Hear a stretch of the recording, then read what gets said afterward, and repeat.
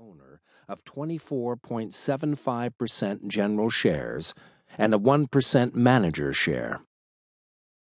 A dense thicket of legal filings, designed by Beck's bulldog lawyer, Phineas P. Dunleavy, stood between Beck and public knowledge of his ownership. Dunleavy was a thorough man. The same man who had taken up Beck's cause while Beck was serving 10 to 25 years for first-degree manslaughter. Dunleavy had pursued justice for Beck, had burned through Beck's last dollar, but had restored that dollar many times over by winning a settlement for wrongful conviction that netted James Beck $2.1 million, a large part of which Beck used to buy the old bar and the 3-story building that housed it, and a small part of which he used to make sure nobody knew about it. The other partners were a very select group of 3 men: Manny Guzman, DeMarco Jones, and Ciro Baldassari. The only patrons Beck allowed into his waterfront hangout were members of his network, and a few misfits from the neighborhood he tolerated because they either interested him or because they needed something he felt like giving them. Like the 20-pound sealed bags of ground meat scraps and bones he gave to a wild-haired Greek woman who collected the free mash of protein for the wild neighborhood dogs she fed. Beck liked her spirit, and every once in a while he needed a good way to get rid of ground meat and bones. Or the shots of Jameson DeMarco doled out to Arnold, an aging alcoholic, who checked into Beck's bar much like he would to a hospital emergency room. Beck allowed him to sit and sip his Jameson if he remained quiet and didn't smell too bad. There were others who stepped into Beck's bar, but not many. If they were people Beck didn't like or know, they were quickly told they had entered a private bar not open to the public. When told this by DeMarco Jones, very, very few did anything other than apologize and leave. But this morning, something else had entered Beck's enclave.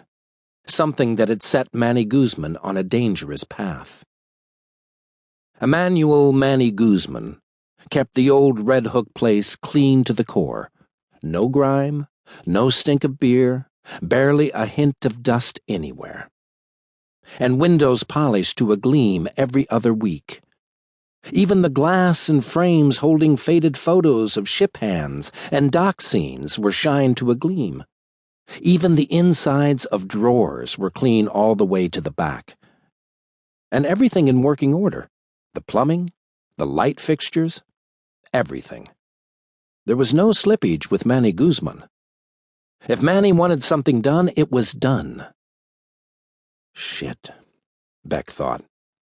He turned and headed back to the bar kitchen, where he knew Guzman would be sitting, waiting for him. But before he had gone 3 steps, something hard cracked into the plate glass window that fronted Conover Street. It was a brutal, disturbing sound that made Beck turn back and curse. Christ! Now what? He strode quickly to the front of the bar and saw a crack that ran diagonally from the left lower corner of the window to almost the middle. DeMarco joined Beck at the window. The bottom third was painted black, so that passers-by couldn't see in. But they were both tall enough to see a beat-up van parked outside across the street. 4 black gangbangers in various sizes stood around one huge, heavily muscled thug who yelled, "James Beck! Come out here before I come in after you!" Beck grabbed a leather shearling jacket from the coat peg near the front door. He looked at DeMarco and nodded. DeMarco moved fast in the opposite direction, toward the back of the barroom. Beck, seething, walked out his front door and stood on the sidewalk across from the rock thrower, breathing deeply, giving himself time to burn off the flight-or-fight hormones coursing through him, forcing the rational part of his brain to start working. 4 of them flanked the big man, 2 on each side. He dwarfed all of them, standing a few steps out near the middle of the street, wearing a black leather hoodie, unzipped to reveal a torso bulging with muscle under a tight white t-shirt.